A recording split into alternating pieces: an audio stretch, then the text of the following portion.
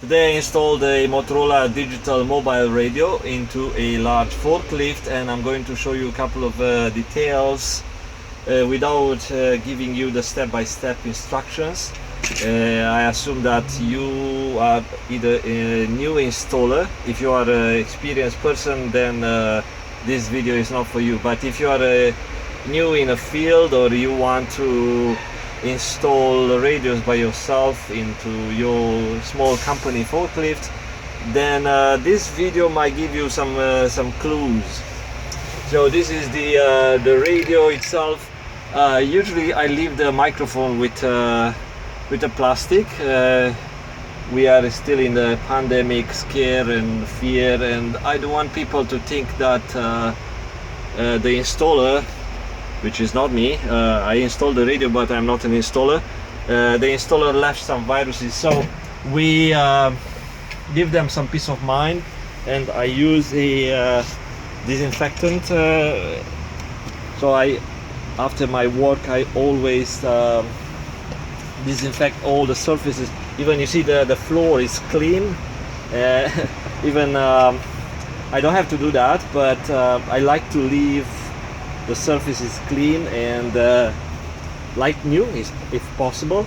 So the seats and all the surfaces that I touched by accident, and even I didn't touch those controls, I still wipe them with a disinfectant.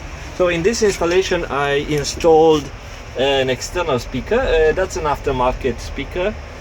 And how you install on this Motorola radios, even the old one, the old analog radios, you have to purchase an auxiliary accessory connector.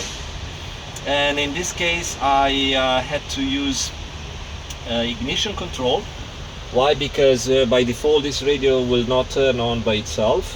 Some radios do, but this one, once you have the power. So right now I'm going to turn ignition power, and the radio gets some power. Channel 1. And turn on by itself, because I've used the pin number 10 of the accessory connector, and also pin number 1 and 16 I connected the speaker. It might not appear a nice tidy installation there, but everything is secure. So then I had to drill a little hole into the plastic trim to run my my harness, and also the antenna came through a grommet into this area behind this trim. So take this panel out, all the big screws including that one, and you don't have to pull it out, because right here the vent is connected to the ventilation system. In some of the old forklifts you may be able to take this one out, but in this particular one you just pry it open and you pull the antenna cable that comes from outside, and you can see my antenna cable has a drip loop, and you run it inside and use some tie wraps. Then what I did, some people come right here, then run the antenna into the radio.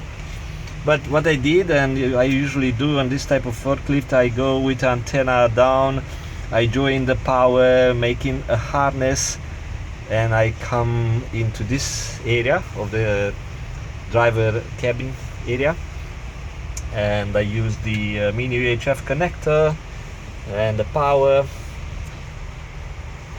So the radio goes off with a key, which most companies require this type of setup, and I'm going to show you the harness.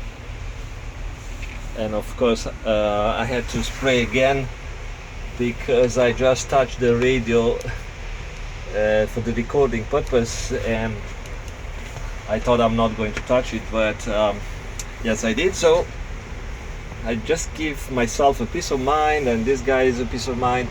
Also, if you note here, the system that I use most of the time to prevent people to damage this connector, the 8-pin connector.